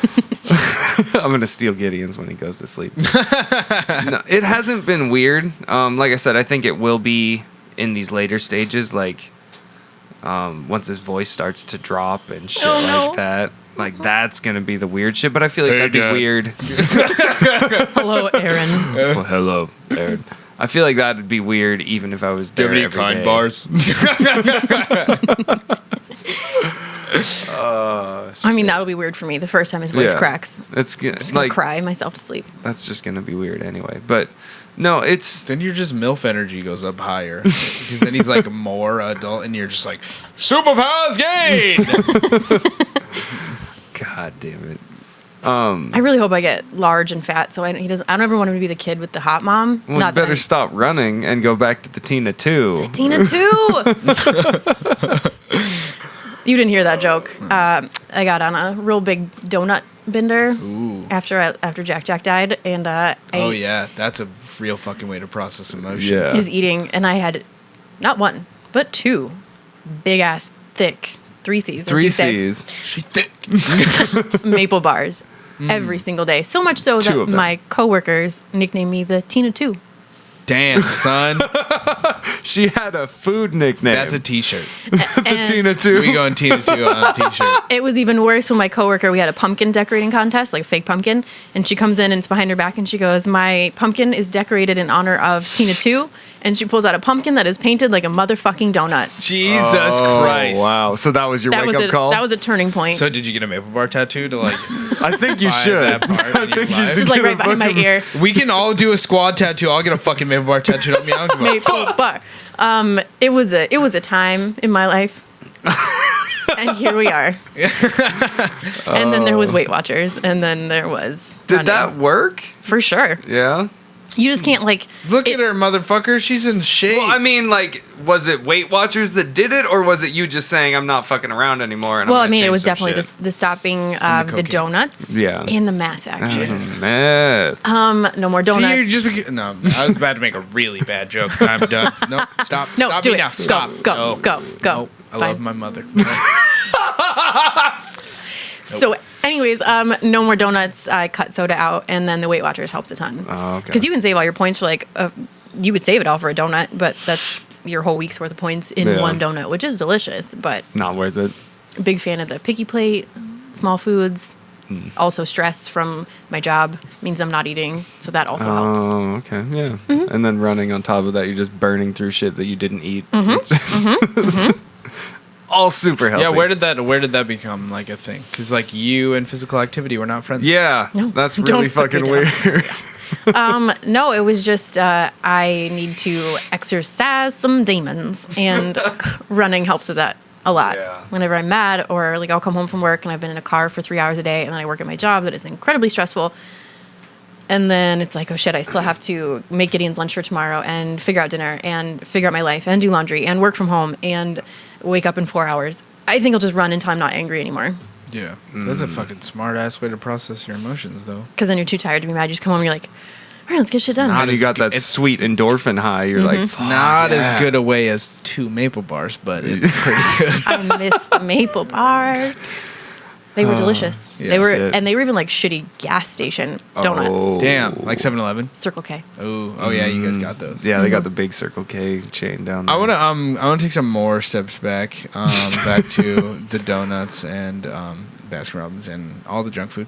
But no, I want to talk about me and how much you love me again. No. I want to talk about like how you got to the point where you could do that. Like, I mean, like, of course, yeah, it is about me slightly, but I think in a way that it's about the way that you have relationships with people in general. And so it's like, how do you get from the point that like dark childhood turns into give love? Like, how do you figure that out? Because I don't really know exactly where. I think I learned it from you. Like, I learned it from you guys. Like, me and Aaron were best friends, but you were like a phantom giving me love. Like, that was weird as fuck to me. I was just like, Because it was an it didn't make any sense. You weren't forced in any way, like other than the way that he was like, "Hey, can we have?" I even think like when the moving in with you guys was probably your choice, because like I was spending time with you guys, and me and Aaron were hanging You out were a lot. babysitting and at then that you were point, like, right? well, that was a long time before. No, that was way okay. before. And then like after that, we started hanging out more, and I would come over on weekends, and then that's when I like, oh, I think I kind of like pulled myself in. I invited myself in a way that I'm just gonna be here no, until you tell me. I to leave. showed up enough that you were sad when I wasn't there on the weekends. Right. And so you were like, why haven't I seen you in a few weeks? And I was like, They like me. got him. Yeah. Grappling hooks do work. How did I process a shit childhood into loving people? I feel like having the person that is like your mom is supposed to love you no matter what, always unconditionally be there for you, love you, take care of you. And give you plenty of topics to talk about in therapy. So many topics. Is it a way that you did? So you found one, didn't you?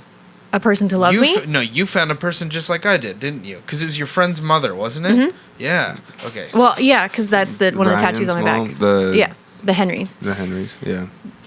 I found someone who accepted me into their home and took care of me when I left when I was still in high school and I moved out suddenly. And they're like, well, I'm couch surfing. They're like, no, like you need to be taken, like you're still a fucking child. Yeah. Like took me in, took care of me, make sure I had everything I needed, gave me unconditional love, being literally an ex-boyfriend's mom. Like not even with her kid anymore. Like you need this from me and I'm going to give it to you. And hers was more from, I think, a Christian standpoint. Like a true Christian standpoint. Right, but like I'm doing this out of self-love. I don't expect anything from you. You're a child and you've been abandoned, essentially, and you need this from me. So I had that from someone to show me that like this is how you treat people, and you don't give up on them. And when they need you, you be there.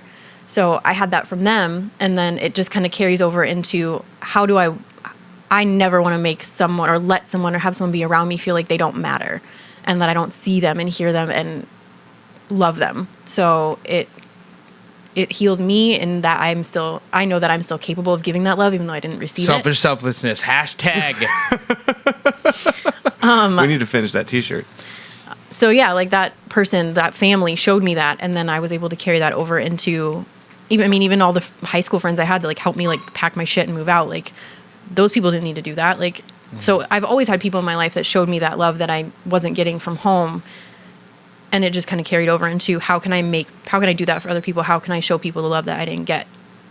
And that transferred into you and all of the broken little people that have come into my life since then. Yeah. Yeah. We did gather quite a few broken little people Mother there. of God. Thanks, Ecstasy. Hey. I'm the most successful project, though, right? Yeah. I think for sure. Yeah. For sure. Woo! We did it, guys. We made Now it. we got a podcast. No, so I think God I think damn it. honestly, I think people who have a hard childhood have it. I mean, They obviously have not a leg everybody. up. They have a leg up on giving, not so much accepting love because I still have a horrific time with that, Yeah. but the giving of the love, that seeking to give people what you didn't have. Like I think that Yeah. when you have a shitty childhood or you have abandonment issues, like you want to give that love so much more, So that somebody doesn't feel the way that you Right. felt. which I Yeah. think is part of what makes me. I mean, on a scale of 1 to 10, I'm saying about a 7 on the mom scale. Giving him that love and like making sure that he knows that like he could fucking murder a dude, Yeah. and I'm gonna bury the body. beat the shit out of him, but I'm gonna be there, and Yeah. it doesn't matter what happens in his life. Like I hope that he never has to question like, well, is my mom still gonna be around, or is my mom gonna love me, or that's really all that matters. If I can succeed in that, I'm good. So how does someone who lives a one-way street figure out how to use the other lane? Like how does someone who gives a shitload of love figure out how to accept it? Therapy. Yep. Talking. I mean, and therapy, even in the form of things that aren't necessarily considered by some to be therapeutic, which is ecstasy and like doing drugs and the mushrooms and the mushrooms and well, hopefully MDMA will be an approved therapy here soon. Let's get it going. We saw that shit fucking firsthand with our own little therapy sessions. Like that's how we started. I don't know if you know this, but that's how we started dating, was through doing a whole bunch of ecstasy and like airing out all the dirty laundry like right away and just accepting it right there. So like we knew the darkest, deepest corners before we even got together. And it was just through MDMA because it makes you feel safe to talk about anything. Yeah. But I don't think that you ever really get over abandonment issues. I think you have to, it's a constant, using the other lane is a constant struggle. It's constant, a battle of, am I giving enough? multiple years to get in. Yeah, Like, am I it took giving me- enough? Am I showing enough? Am I worthy? I think it has a lot to do with self-worth, and that's a constant struggle. Yeah. I still don't, I don't think I'm capable of using either lane sometimes. Like, I just shut down a lot. Like, that's what I do. I just shut the fuck down. Like, I won't do anything. I will sit here until someone puts me in a lane. Pretty much. And even then, I'll be like, no, bro, I don't want to go in that lane. I'm I don't like that lane. Fuck you. He fights me a lot. But, like, I have, like, I'll know that it's the right thing to do to be like, hey, you're cool. Like, I like you, whatever. You're a good person. Like, I have problems giving love, and then I have even bigger problems accepting it because I was weirded the fuck out one day. You came upstairs, and this is on the same topic. Yeah. You came upstairs and you walked into the kitchen, and you gave me a hug without me instigating. I was like, okay. Oh yeah, I was having a really good day. Whose van is this? Yeah. But I don't know. I think I just get locked inside myself too often. I watch it happen. Yeah. And to where the roads don't even exist. Like, it's not a matter of wanting to, it's just that they're not there. Yeah. Which is shitty, but that's just who I am. Who you are right now. I'm the best at it with people who are other than the people who's most important. Like, I feel like it's harder sometimes with, like, my relationship with Chelsea to be as open than it is with other people. Like, because there's more expectation there. There's, like, there's more that I need to do, and so it's harder sometimes. Yeah. But it's like with you guys, it's always been really easy. Like, it doesn't like. Well, we also like accepted you at a super low point. Yeah. So that's like. Yeah. I feel like being accepted by somebody at a low point kind of solidifies that relationship at that stage in life to where you already know that you're accepted at that low point, so nothing can really get any worse. So you just let it all out. Yeah, yeah. In a way that I'm growing in a way to be like to show you guys like I can do better. Like, I mean, like, you like that guy, but this guy's gonna be way. This guy is. It is in a way. It's like it is like I mean like I'm not to say that all the things I've been doing were in hopes that I'd be friends with you once again, but it's like it is like in a way with all friendships. It's like I want people to be like I got to know that guy at some point. Like I do like I talked about this on the podcast. Like I care how many people are sad at my funeral. Like I don't want them to be sad, but I care about how many people get the invitation and actually go. Do you send out invites for funerals? I probably am. I think you do. I Facebook think it's just like a notice, like, hey, this person died. Facebook invite, dude. Okay. Party. But I that matters to me. Like that's my ego, of course. But it does because I want to be impactful to people. I want to bring like betterment to people. I don't want to be a slouch. I don't want to be a leech in people's life. I want to be like that sugar pot that like the hummingbirds go to. Like, because everyone's beautiful to me. I want them to be able to come to me for fuel. Honey dick the world. Yeah, dude, for real. Yeah. So I mean, like, I do notice that with you is like you do the identity thing that depressive people do, but in a different way with other things, like where you go like I'm not funny and I don't do this thing and I don't. You do that. In when I say that too. I'm not funny, it's more in comparison to your method of funny. Yeah. Like I know that I have the ability to be funny, but it's not something that I strive to do, and that's what I mean when I say that I'm not funny. Yeah. Like I don't know. I just like being alone sometimes. Oh, like, for sure. I think weird. it's been a nice thing. It took some time for me to learn to give you more space too, but there has been a lot more, and I feel like there's more. I let you instigate interaction more as time goes on too. It's like there's a lot more of I can hear the stairs coming upstairs, and you like peeking your head over and being like, "Hey, what's up? Hey, guy, I want to be friends now." Like I noticed that more. Yeah. Well, I'm also.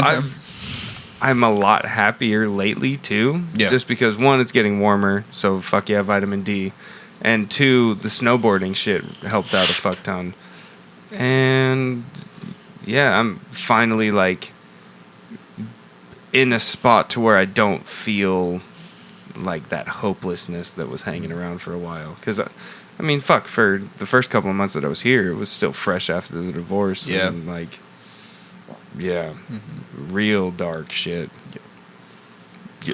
What kind of feelings were you processing in the lead up to like spending time with us, like this last couple days ago?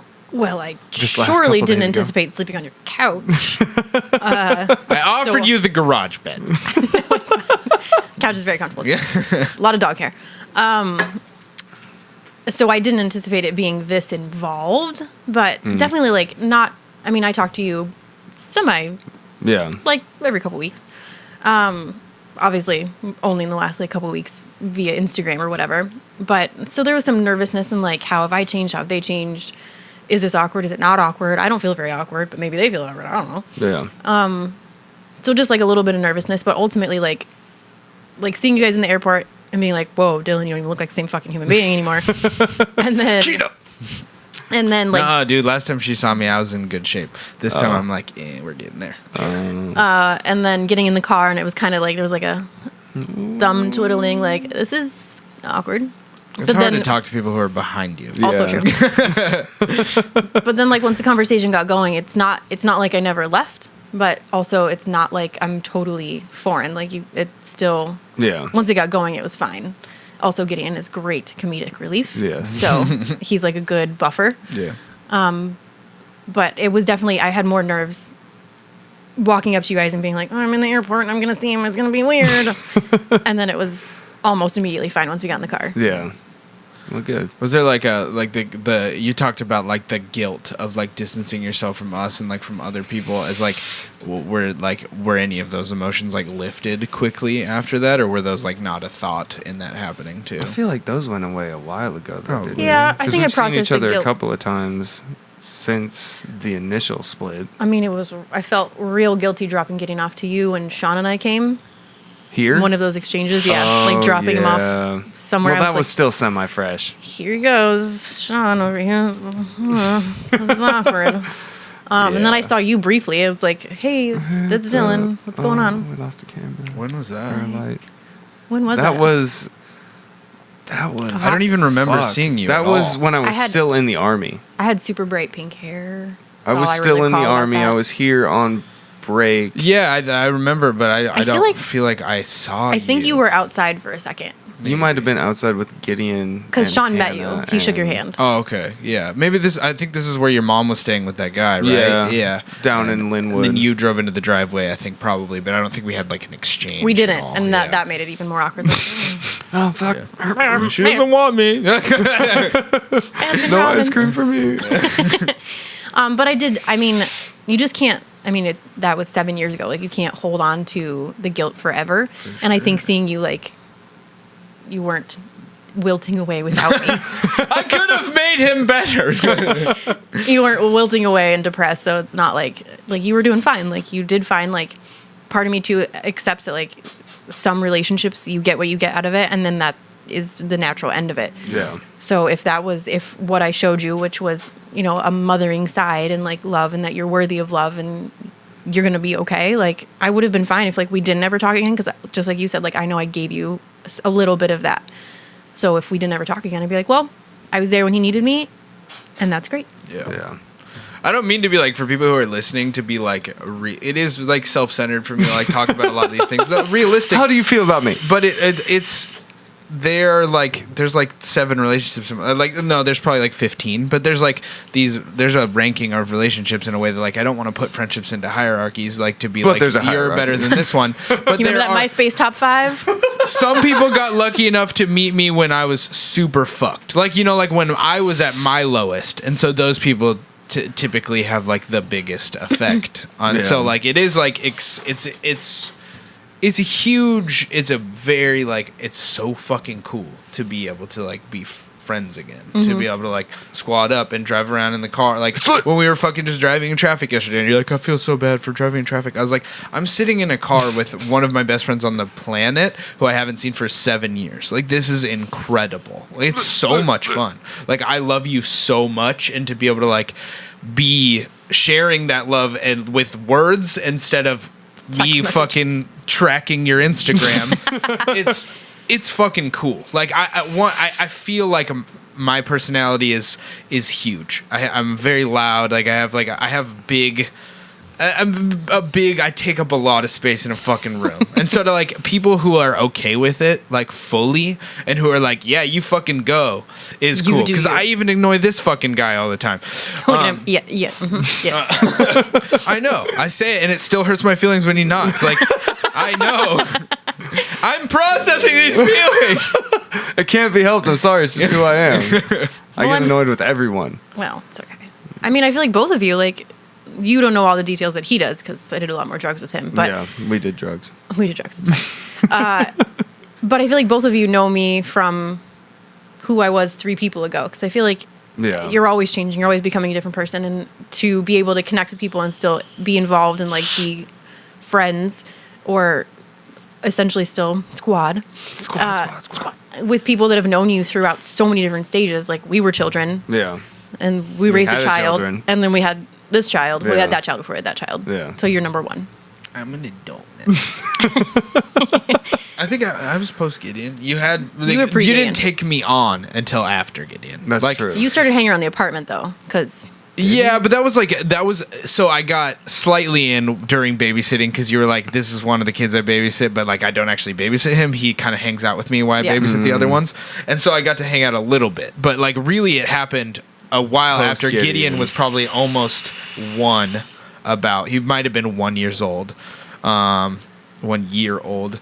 When I started hanging out, because I remember I came over and like one of the first nights me and Aaron started hanging out again, we watched Archer, the TV show that I'm obsessed with now. But like I wasn't a fan then. And then we played Borderlands all night one night, and like the goddamn video games. yeah, and then like I started to hang out over there every few weekends, and like my family was And then he just didn't leave.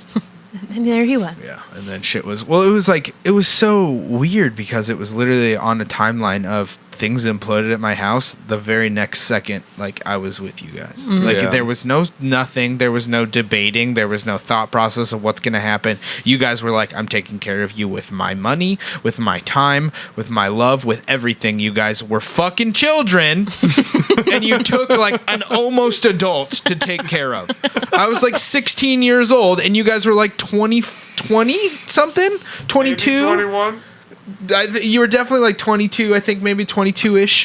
But like, yeah, you guys were like, that's Fuck it. 3/4 my age. I'll just take him. I got this. You guys got the shittiest rescue dog in the fucking pound, and you guys were just like, let's make him cool, I guess.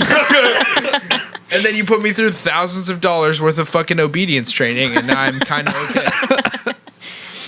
God damn it. But it's paid off because now I got a place to live. So, I mean, Look at how that worked it's out. dope. He pays me. You're fine. Even if he was like, bro, I can't pay, I'd be like, just stay because I love you. Don't Be leave around me. me. Yeah, he's gonna be like, Dylan, I'm looking for a new place. I'm like, why? But don't. I could put marble down there or something. Do you want you want to not pay for Wi-Fi? I'll do that if you want. Oh, Do you want the premium Netflix? I have the premium Netflix. I got that 4K. Even though they jumped the price up to like $16 a month now. Yeah. Fuckers. So what do you think is like the cornerstone of not being a dick to each other? Like, how do you think we got there? Because I don't think we ever really went through a phase of being assholes to each other, did we? I don't. Did think we have so. assholey exchanges? Well, I mean, I yelled at you. The shitter got Well, the yeah, pop. but that was because I was being a fucking dick. But I that don't. was like a tough love thing. Like, hey, your kid needs you or not at all. Right. So, I had that conversation with your mother too. yeah. I think no, we didn't really. We weren't dicks to each other. I think kind of like I said earlier in the car when we hashed out Yeah. most of the shit we're gonna talk about. It's just realizing that like you got in relationships with a person because you liked them, you liked who they are, you thought they were a good person, and being a dick to them isn't going to help you. It's not. Yeah. It's not necessary. They're not a bad person. You don't need to treat them like shit. You don't need to yell at them or make them feel bad. Ultimately, whatever's happening, like they're still a good person, whether they're making bad choices or making less than stellar choices. Like you have to remember that like you got with them because you knew that they were a good person at one point, and they're still that person. So it makes it easier to not be dicks to each other. Yeah.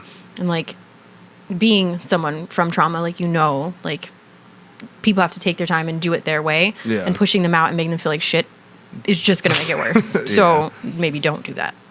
Yeah. So I wasn't a dick to you, or I tried not to be. Sweet. I appreciate it. You're welcome.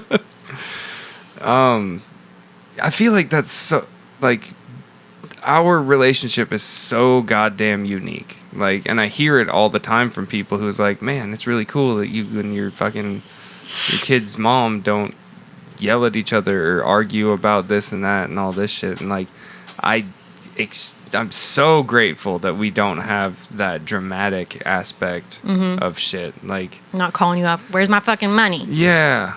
Not gonna do that. Yeah. I don't understand that.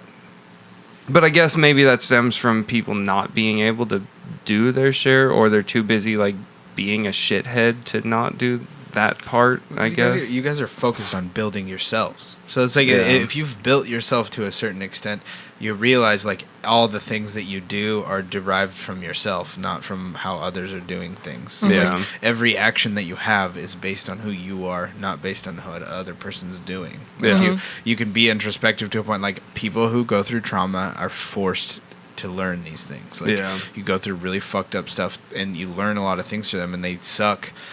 Don't be happy that they happened, but like in a way they taught you things that other people don't get to learn.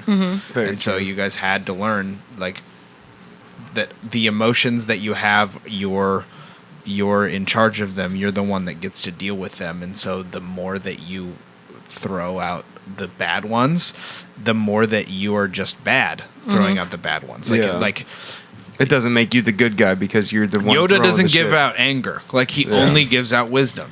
You know, like, so like if you're a wise person, give out wisdom. Like if you're a loving person, you give out love.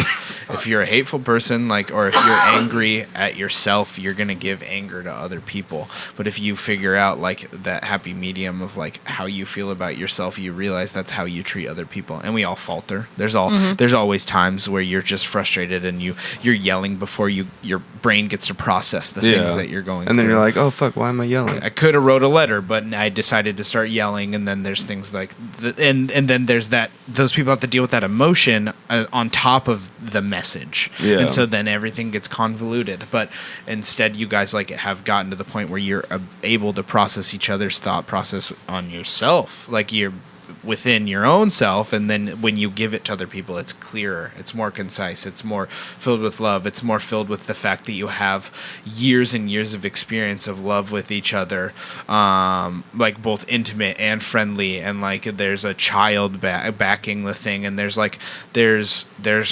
thousands of hours of laughter, and there's so many things that were a part of these relationships that like you can like, if you even just think about like 15 minutes of those things, it makes all the anger that you have a lot less. Because those things like laughter and anger are like, they're opposites. Very different, but like they happen together a lot, and they're when you can like process them through the eyes of the other, it becomes a lot more like realistic, like the way that you see things. And the way that you see that you're just poisoning your own drink when you're poisoning someone else's drink. Because you still have to process those thoughts. Like when I say stupid shit on the podcast, I think about it after, and I'm like, fuck. Why did I say like so many times? Why did I talk about myself the whole fucking time on the Christina podcast? So what do you think about me? You? No, I'm being you. Oh. I think you're pretty fucking swell. Oh, thanks. I was telling Christina yesterday, and then you got uncomfortable, and you're like, I gotta go to the vape shop. But I was like... Well, I had to go to the vape shop because I was out kidding. of fucking shoes. But I have shit to do. I have a life. He's so himself. We get it, Aaron. You're an individual. I'm fully myself. Yeah. I mean, it's different because, like, the way that, like, I've always felt more comfortable talking intimately with females. Like, it's just like being more open. 100%. I'm pretty good at it with guys, but it's easier to talk, like, staring into his eyes and telling him how much I love him will make him really uncomfortable. Me, I'll be like, oh, I don't give a shit because I just choke down dicks and I don't care. But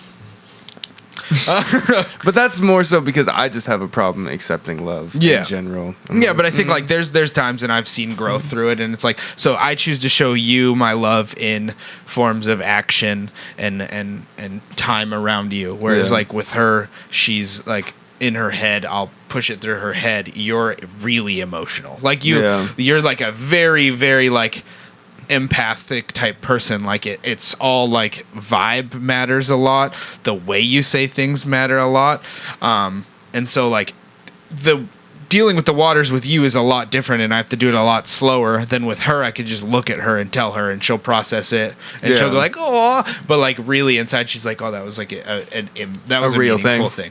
Yeah. With you, I just like do it in the ways that I'm like, hey, like I love you. I want you to nap less. Like not because I want you to be less tired, because I want you to be more tired, but because I know how much you care about the things that you could be doing while you're doing that. And then like it's like taking you snowboarding because I know you'll fucking love it. And then like telling you like, hey, dinner's done without even asking you, and just like doing those kind of Yeah. things and like just being around in a way that like a lot of your other friends, like I'm not talking about anyone in particular, but a lot of your friends take from you.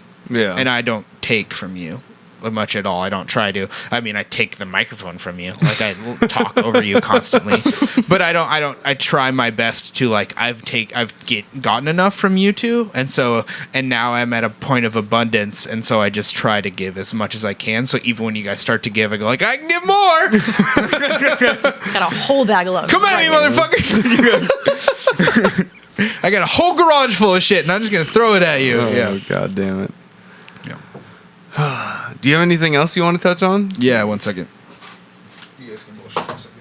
What did you, Okay. what did you, oh, you want it? Oh, is Gideon going to tell his joke? I need you to tell a joke on this. Oh dear. You got a joke to be told? Oh, goodness. Can you come tell it on the podcast, please? Come on. Pretty please? So Dylan's trying to There's get no one in our here. Come on. 11-year-old kid to come and try and Gideon tell this Paul, hilarious 1. joke. Oh, and the mom voice is coming out to 2. get this joke going. Yeah, he's like trying You can eat your cupcake if you tell the joke. Oh, you said cupcake. He's like, bribery. Come on, dude. There's no one here. You're just talking near that thing. You're just going to retell us the joke. Come here, I'll help you. You're fine. Come here. See, there's nobody in here. Just It's right here. just us. You can You put want the help? headphones on too if you want, so you can hear your voice. Welcome to Radio Land. You got to talk into the microphone so you can hear it. You see how I am? Like this? You gotta Get talk like close. this. So there's a boy, right? Yes. And he goes out to, goes out to eat his breakfast, right? Mm-hmm. Yes, and he goes out and there's no breakfast on the table. And he's like, Mom, where's the breakfast? And she's like, well, did you do your chores? And the boy's like, no. And the mother's like, so if you do your chores, you get your breakfast. The boy goes outside and he walks by the pig, and he's mad, so he kicks the pig. And he goes by the chicken, so he's mad, so he kicks the chicken. And he goes over to milk the cow, so he's mad, and he's mad, so he kicks the cow. Mm-hmm. And then the mother's watching him this whole time. And when the kid goes inside, there on the table is a dry bowl of cereal. And he's like, Mom, what's this? And she was like, well, I saw you kick the pig, so no bacon. I saw you kick the chicken, so no eggs. And I saw you kick the cow, so no milk. And the boy's eating his dry cereal, mad. And then the dad comes in the room, and the cat's in his way, so he kicks the cat. And the boy's like, Mom, do you want to break the news to Dad, or shall I? I would like to clarify, he has no idea why that is funny. Oh, goodness gracious. Good Parenting job, award. buddy. This has been Best Number Friends 1. Ask Why, episode 16. Yep. We love you, Christina. Thank you for coming on. Thank you. Love you guys. It's been so fun, and we'll see you guys next week. Thanks. Bye. Thanks again for listening to today's episode of the Best Friends Ask Why podcast. If you like what you heard today, we'd really appreciate it if you could go on whatever service you use to listen or watch the podcast and leave us a review. 5-star reviews are what helps spread the word and build a community around our podcast. If you have any cool guest ideas, questions, or just want to reach out, hit us up on our social media at BFAY. That's BFAWHY. One last time, thank you very much, and we look forward to hearing